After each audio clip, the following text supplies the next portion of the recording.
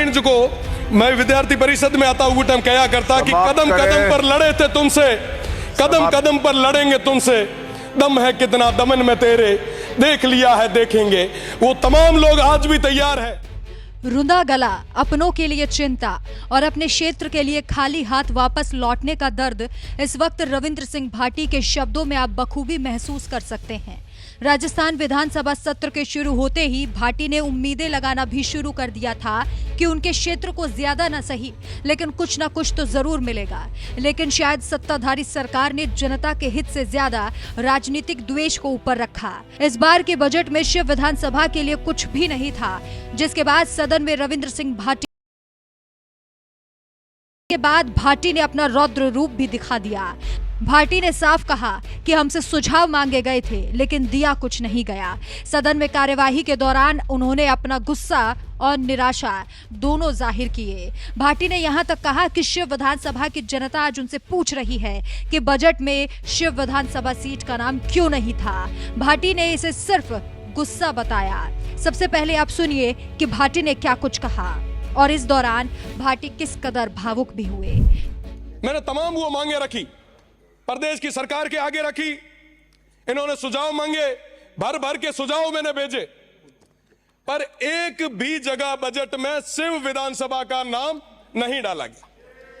मेरे शिव विधानसभा की तमाम उन जनता ने पूछा, उन भाइयों ने पूछा, उन बुजुर्गों ने पूछा कि साहब क्या हुआ, शिव का नाम क्यों नहीं आया।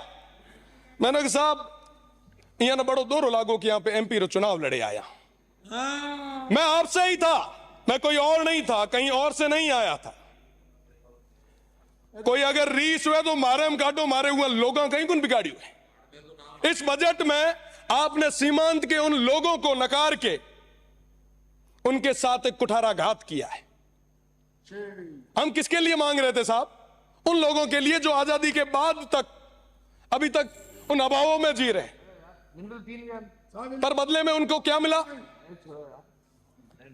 मैं आप सभी से निवेदन करना चाहूंगा, प्रदेश की सरकार से निवेदन करना चाहूंगा, अभावों में जी रहे उन लोगों की ओर आप देखें। देश मजबूत तब होगा, बॉर्डर मजबूत जब होगा जब वो सीमांत के क्षेत्र के लोग वो मजबूत होंगे। गौरतलब है कि राजस्थान बजट में बाड़मेर जैसलमेर के लिए कई घोषणाएं की गई, लेकिन शिव विधानसभा सीट के लिए किसी तरह की कोई भी घोषणा नहीं की गई। रविंद्र सिंह भाटी ने विधानसभा चुनाव में बीजेपी से बगावत कर शिव विधानसभा सीट से चुनाव लड़ा था और बड़ी जीत हासिल की थी। हालांकि इसके बाद वो बीजेपी में शामिल होने की काफी कवायद की, लेकिन आखिर में वो बाड़मेर जैसलमेर लोकसभा सीट पर चुनाव लड़ने का फैसला कर चुके थे, लेकिन उन्हें हार का सामना करना पड़ा। जबकि बीजेपी के लोगों का कहना है कि अगर रविंद्र भाटी चुनाव नहीं लड़ते तो वहां से बीजेपी उम्मीदवार की जीत संभव थी और शायद एक यही कसक है जो आज भी बीजेपी के अंदर दिखाई दे रही है। तभी शिव विधानसभा सीट के लिए उन्होंने कोई भी घोषणा नहीं की और रविंद्र सिंह भाटी निराश मन से एक बार फिर से वापस आ गए। इस खबर पर आपकी क्या राय है, हमें कमेंट करके जरूर बताएं। मैंने तमाम वो मांगे रखी, प्रदेश की सरकार के आगे रखी। इन्होंने सुझाव मांगे, भर भर के सुझाव मैंने भेजे, पर एक भी जगह बजट में शिव विधानसभा का नाम नहीं डाला गया। मेरे शिव विधानसभा की तमाम उन जनता ने पूछा, उन भाइयों ने पूछा, उन बुजुर्गों ने पूछा कि साहब क्या हुआ, शिव का नाम क्यों नहीं आया। मैंने कहा साहब यहाँ बड़ो दौर लागो कि यहाँ पे एमपी रो चुनाव लड़े आया। मैं आपसे ही था, मैं कोई और नहीं था, कहीं और से नहीं आया था। कोई अगर रीस हुए तो मारे हम काटो, मारे हुए लोगों कहीं कुन बिगाड़ी हुए। इस बजट में आपने सीमांत के उन लोगों को नकार के उनके साथ एक कुठाराघात किया है। हम किसके लिए मांग रहे थे साहब? उन लोगों के लिए जो आजादी के बाद तक अभी तक उन अभावों में जी रहे, पर बदले में उनको क्या मिला?